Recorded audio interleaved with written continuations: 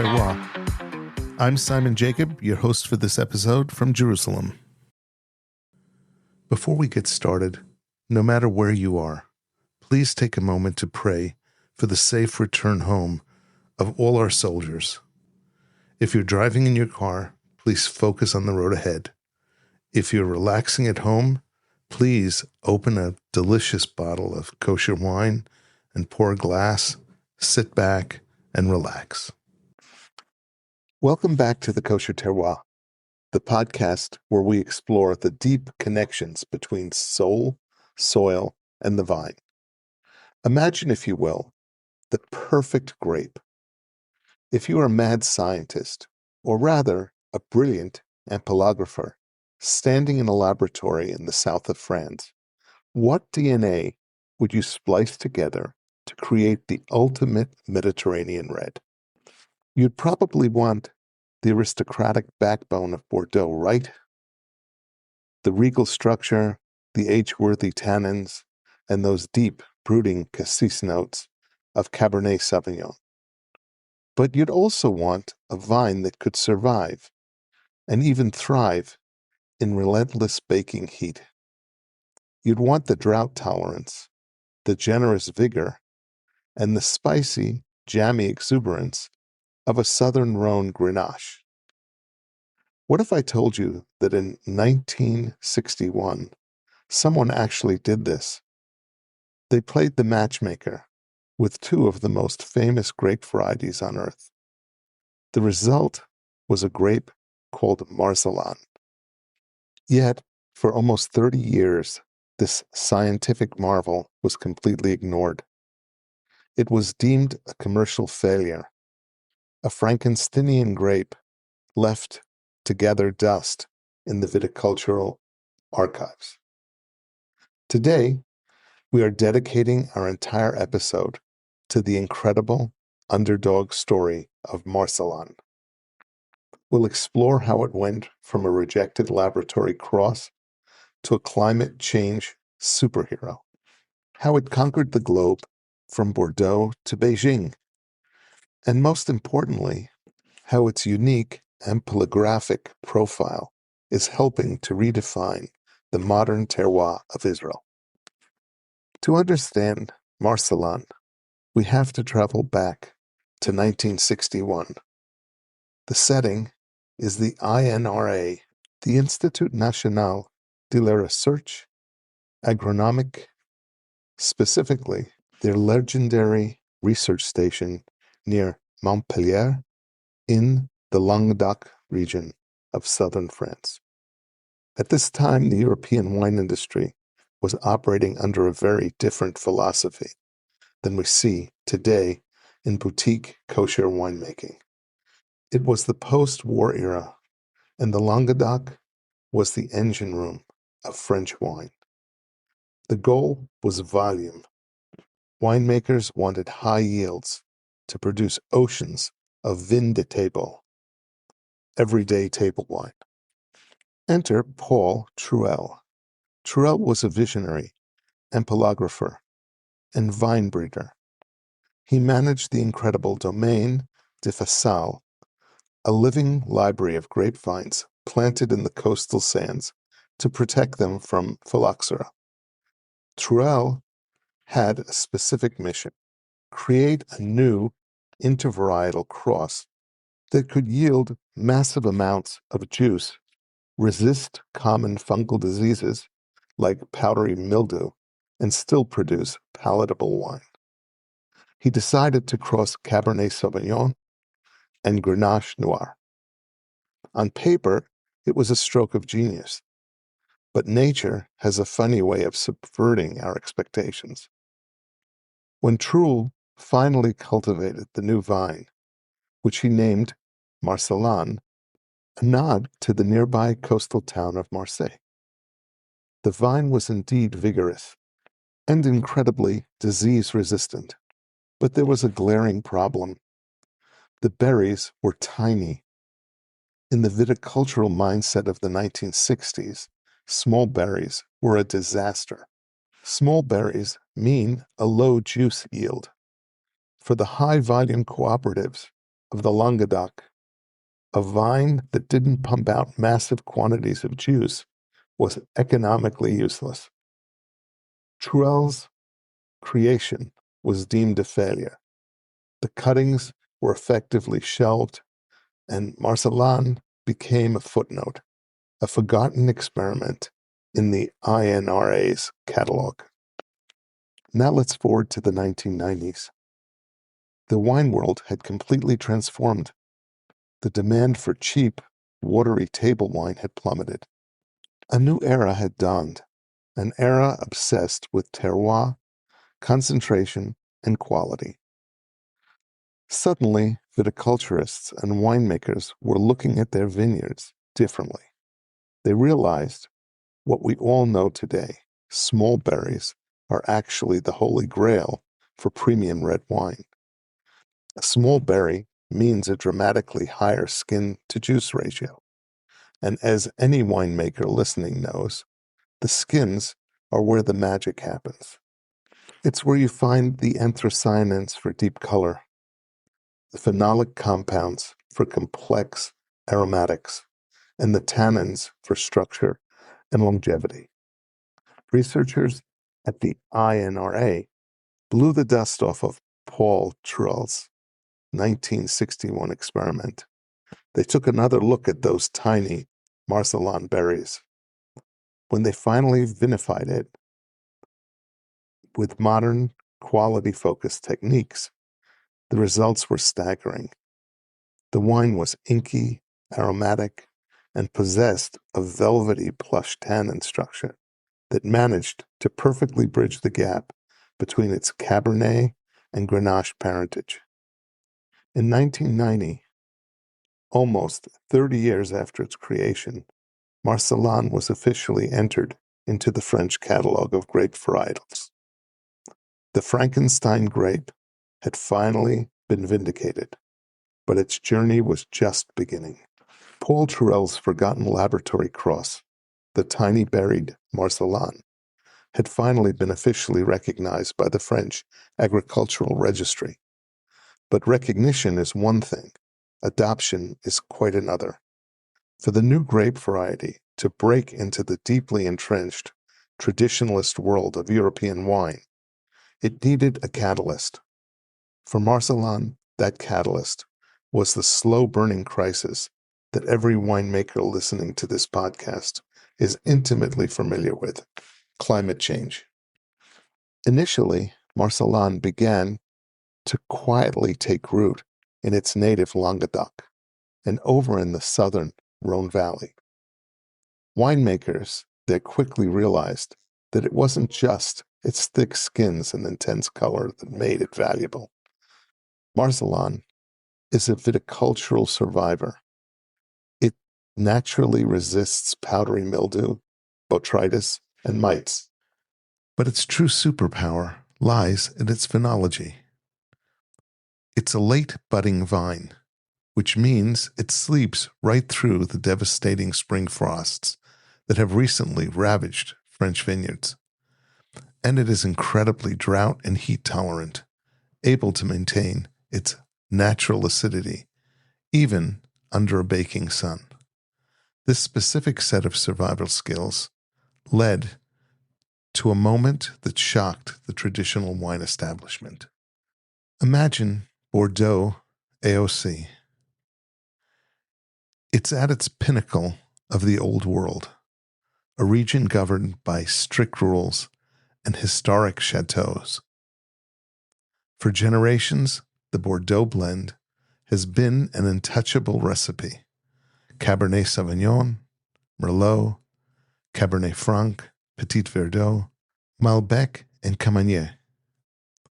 But rising temperatures and changing weather patterns have been steadily pushing alcohol levels up and acidity levels down in classic Bordeaux. In 2019, recognizing that they needed to adapt to survive, the Bordeaux Wine Growers Syndicate proposed something radical. They requested permission to introduce a handful of new grape varieties to combat climate change. In 2021, the French authorities officially approved 6 new grapes for Bordeaux, and sitting right there on the list of the approved red varieties, shoulder to shoulder with Portuguese heavyweights like Terroir Nacional, was our underdog, Marselan. Today, forward-thinking Bordeaux estates are legally allowed to plant up to 5% of their vineyards with Marcellan and use it for up to 10% of their final blend. They rely on it as an insurance policy, a grape that provides the necessary structure and deep color of Cabernet, but won't shrivel up or lose its mind during a record-breaking summer heat wave. But Marcellan's story doesn't end in France. It's a true globetrotter. In South America, it has found a passionate following in Uruguay and Brazil. In those regions, the challenge isn't just heat, it's intense humidity. Because Marcellan has relatively loose clusters and thick skins, it's practically immune to the rot that destroys tighter clustered varietals in wet conditions. We're also seeing it pop up in the extreme heat of Arizona and the north coast of California. However, to find the most fascinating chapter of Marcellan's global expansion, we have to look to the east. We have to look to China. In 1997, the Chinese and French governments began a diplomatic dialogue about agriculture and viticulture. This culminated in 2001 with the creation of the Sino-French demonstration vineyard in Huailai, about an hour north of Beijing. When the French experts arrived to plant the experimental bicultural vineyard, they brought cuttings of classic varieties, but they also brought about 10,000 cuttings of Marcellan. It was a revelation. While Cabernet Sauvignon often struggled to ripen fully in certain Chinese regions, leading to harsh, green, bell pepper notes, Marcellan thrived. It loved the fierce sun, the dry, windswept valleys. The Chinese winemakers coaxed a version of Marcellan that was glossy, rich, and intensely aromatic. Today, Marcellan is widely considered China's signature premium grape. In the booming, high-altitude region of Ningxiao, situated in the foothills of the Harlan Mountains, winemakers are producing massive, high-octane, 15% ABV single varietal Marcellans that are winning gold medals in international competitions. Plantings in China have exploded to over 4,000 hectares, making it second only to France. So, from the discarded laboratory experiment in Montpellier, to the hollowed soils of Bordeaux, to the foothills of the Harlan Mountains in China, it is an incredible resume. But what exactly does this globe-trotting chameleon taste like? What happens when you extract the juice from those tiny, thick-skinned berries? Well, to truly understand a grape, you have to follow it out of the vineyard and onto the crush pad. What happens when those bins of freshly harvested Marcellan finally hit the cellar? To answer that, we have to look closely at its physical profile. Remember Paul Trell, the ampelographer who created Marcellan? His failure was that the grapes produced unusually small berries. But for premium winemakers, those tiny berries are an absolute goldmine. When you have a small berry, your skin-to-juice ratio skyrockets. The skins are the treasure chest of the grape. That is where all the anthocyanins, the color compounds, are stored. It's also where the complex flavor phenolics live. And it is also where the tannins are born. When Marcellan hits the fermentation tank, it gives up its color almost immediately. We're talking about deep, inky, opaque purples. If you look at a glass of young Marcellan and tilt it against a white tablecloth, you'll often see what winemakers call a Viking dark rim, a vibrant, almost neon magenta edge that hints at the intensity within. But here is the magic trick of Marcellan. Despite those thick skins and that massive color extraction, the tannins it produces are surprisingly supple. They aren't the harsh, green, aggressive tannins you might find in an underripe Cabernet Sauvignon. Instead, Marcellan's tannins are velvety and plush. They coat the mouth without stripping it. Because of this unique profile, Marcellan acts like a chameleon in the cellar. It can be whatever the winemaker needs it to be. Let's talk about its single varietal expression. When a winemaker decides to let Marcellan stand entirely on its own, 100% in the bottle, the wine is incredibly showy and exuberant. It's a fascinating tightrope walk between its two parents. On the nose and the attack, you get the dark, brooding cassis, blackberry, and structural elegance of Cabernet Sauvignon. But right in the mid-palate, it suddenly shifts gears, delivering a hedonistic, jammy red fruit, the spice, and the approachability of a warm climate Grenache. And speaking of standing on its own, I have to mention the wildly popular trend taking over the Mediterranean and beyond, Marcellan Rosé. Because Marcellan has such intense color compounds, winemakers don't need to leave the juice on the skins for very long. With a gentle, direct press, the juices pick up a gorgeous, vibrant, pink hue almost instantly. The resulting rosés are not your typically sweet, flabby blush wines. They are crisp, bone-dry, and intensely aromatic, bursting with notes of wild strawberry, tart gooseberry, and a fascinating saline minerality that feels like a nod to its origins on the French coast. But as beautiful as it is on its own, Marcellan's historical role, and perhaps its greatest strength, is as a master blender. It's the ultimate glue in modern Mediterranean blends. Think about it like a chef building a sauce. Sometimes a Cabernet Sauvignon can have what we call a donut hole. It has a great attack on the front of the palate and a long tannic finish on the back, but the middle can feel a bit hollow. A splash of Marcellan fills that donut hole perfectly, bridging the gap with a burst of fleshy mid-palate fruit and softening the rigid Cabernet tannins. Or let's consider the whiter grapes of the Mediterranean, like Syrah or Old Vine Carignan. These grapes can sometimes be a bit too rustic, a bit too gamey or animal on the nose. Marcellan acts as a civilizing force.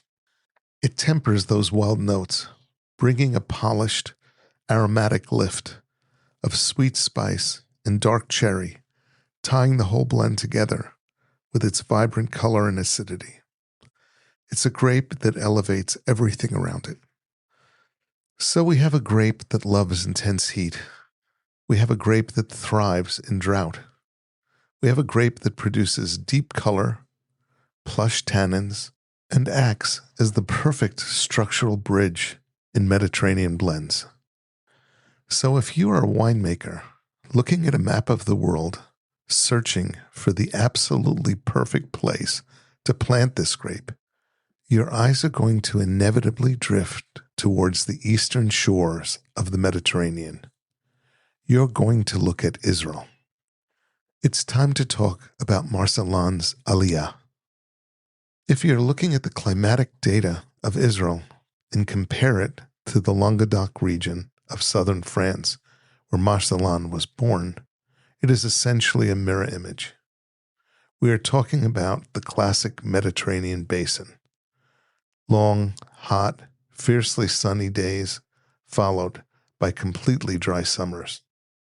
For decades, the Israeli wine industry was obsessed with replicating Bordeaux. everyone planted Cabernet Sauvignon and Merlot. And while Israel produces some absolutely world-class cabs, our climate is fundamentally different from the maritime coolness of Bordeaux. Our sun is relentless. So when Israeli viticulturists finally started looking for varieties that naturally belonged in our climate, varieties that didn't have to be forced to survive the Levantine summer, Marcellan was sitting there, waiting in the wings. It was the perfect match. But simply surviving the heat isn't enough to make a premium wine. If you plant Marcellan in a place that is too hot and flat, its Grenache DNA takes over. The sugars spike, the acidity drops, and you end up with a flabby, alcoholic, jammy mess. This is where the unique terroir of Israel comes into play. Israeli winemakers realized that to coax the elegance out of Marcellan, to honor its Cabernet Sauvignon parentage, it needed altitude. They looked up north. They planted Marcellan in the rugged, limestone-rich soils of the Upper Galilee and the volcanic, basaltic tuff of the Golan Heights. At elevations of 500 to 800 meters above sea level, something magical happens. The vines bake in the intense daytime sun, achieving beautiful, rich, phenolic ripeness. But as the sun sets and the temperature plummets, those cool mountain nighttime breezes rush through the vineyards. This dramatic, diurnal temperature shift acts like a refrigerator, shutting down the vine's sugar production and locking in the grape's natural, vibrant acidity. Because of this specific terroir, Israeli Marcellan achieves a breathtaking balance. The hedonistic, sun-drenched fruit of the Mediterranean held together by a tight, acidic backbone. You can't talk about the rise of Marcellan in Israel without talking about one of the true pioneers of the grape in the kosher world, Recanati Winery. Under the guidance of visionary winemaker Gil Schatzberg and Kobi Arbiv, Recanati didn't just experiment with Marcellan. They championed it. They recognized early on that Marcellan could express the true, authentic voice of the Israeli terroir better than many of the classic international varieties. Recanati released their first single varietal Marcellan reserve over a decade ago, and it was a revelation.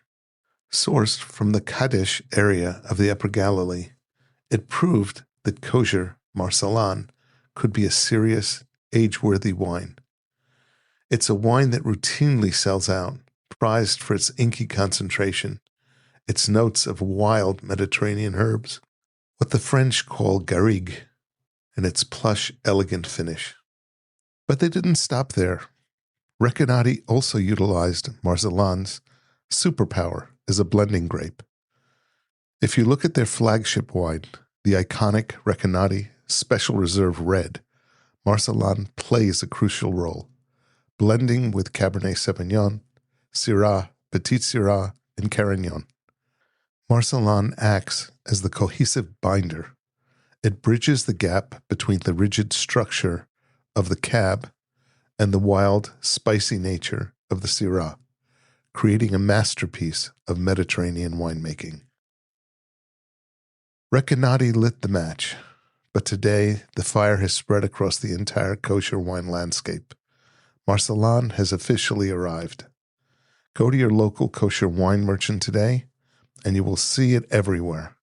Massive, historic producers like Barkan, Tepperberg, Tabor, and Jerusalem Vineyards Winery have all heavily invested in Marcellan, both as a stellar single varietal and as the secret weapon in their premium blends. We are also seeing incredible site-specific expressions from boutique garagist producers who are pushing the boundaries of what this grape can do in the Judean hills and the Negev desert. Marcellan is no longer an experiment in Israel. It is a cornerstone of the modern Israeli wine identity. It is the taste of the Levant. We've talked about the history, the science, the terroir of Marselan. Now it's time for the best part. It's time to get this wine into a glass. Whether you're a seasoned sommelier or an enthusiastic collector of Israeli wines, tasting a well-crafted Marselan is a completely unique experience. It is a wine that demands your attention from the moment you pour it. Let's do a virtual tasting together. If you happen to have a bottle of kosher Marselan handy, maybe the Recanati Reserve or a beautiful expression from the Judean hills, pour yourself a splash. First, let's look at the visual. Hold your glass by the stem and tilt it against a white piece of paper or a white tablecloth. Because of those tiny berries and thick skins we talked about earlier, the color extraction is massive. You're looking at a wine that is deeply ruby, often pushing into an opaque, impenetrable purple. Look at the meniscus, the very edge of the wine where it meets the glass. You won't see the watery brick orange rim of an older Pinot Noir. Instead, you'll often see what we call a Viking dark rim, a vibrant, electric magenta edge that practically glows. It's visually stunning. Now give the glass a generous swirl. We need to wake it up and introduce some oxygen. Bring it to your nose and take a deep, short sniff. What hits you first? It's usually an explosion of jammy, dark fruit. You get the aristocratic notes of the Cabernet Sauvignon parent, the crushed blackberry, the black currants, and the cassis. But right behind that, you get the exuberance of the Grenache, ripe, dark cherry, and perhaps a touch of raspberry liqueur. But the great Israeli Marselan isn't just a fruit bomb. Dig a little deeper into the glass, and you'll start to pick up a distinct savory earthiness. It's that Mediterranean garrigue, wild thyme, dried mint, and even a cooling hint of eucalyptus. This is often framed by sweet baking spices from the oak aging, a dusting of cinnamon, clove, and sometimes a faint whisper of smoked cedar. Now take a sip. Let it coat your entire palate. The attack is incredibly generous. You'll taste those dark fruits immediately, ripe plum and blackberry. But watch how that wine behaves in your mouth. Notice the texture. The tannins are there. They are dense, and they provide a serious structural backbone. But they aren't aggressive or astringent. They are polished, supple, and velvety. On the mid-palate, you might find a crack of black pepper, a ribbon of dark bitter chocolate, or even a savory note reminiscent of Asian preserved plum. And finally, the finish. Thanks to the cool nighttime temperature of the high-altitude Israeli vineyards, the wine maintains a bright, natural acidity. It finishes fresh, clean, and incredibly long, making your mouth water and compelling you to take another sip. Which brings us to the most important question for any kosher table. What do you eat with it? Because Marselan combines deep, dark fruit with savory herbal notes and a sturdy but soft tannic structure, it is incredibly food-friendly. For carnivores, this is a meat lover's dream. Think about dishes that mirror its earthly, rustic qualities. A slow-roasted lamb shoulder in rosemary, garlic, and coarse salt is a match made in heaven. The wine's acidity cuts through the rich, fatty lamb, while the herbal notes in the wine sing in harmony with the rosemary. It is also spectacular with rich, slow-cooked Shabbat cholents, or a heavily charred, thick ribeye steak straight off the grill. But let's say you're pairing a parve or dairy meal. Marcellan shines there too. Because of its Mediterranean soul, it pairs beautifully with deeply roasted vegetables. Imagine a charred eggplant carpaccio with tahina and Ceylon, or a rich, slow-simmering tomato and wild mushroom ragu served over fresh pasta. And if you're doing a dairy spread, bring out the hard, aged kosher cheeses, a sharp cheddar or an aged Gouda, or a pecorino-styled sheep's milk cheese will perfectly soften the tannins and highlight the wine's dark fruit. So, from a forgotten laboratory experiment in 1961 to a climate change superhero, from the sands of southern France to the basalt soils of the Golan Heights, Marcellan is a testament to resilience, to science, and to the incredible, ever-evolving story of modern viticulture. It's a grape that has truly found its voice in Israel. The next time you're in a local wine store, skip the Cabernet and the Merlot, at least for a week, and ask for an Israeli Marselan. Pour it, taste it, and experience the future of the Mediterranean terroir for yourself. Thank you for joining me on this deep dive. As always, keep exploring, keep tasting, and we will see you next time on the Kosher Terroir. L'chaim.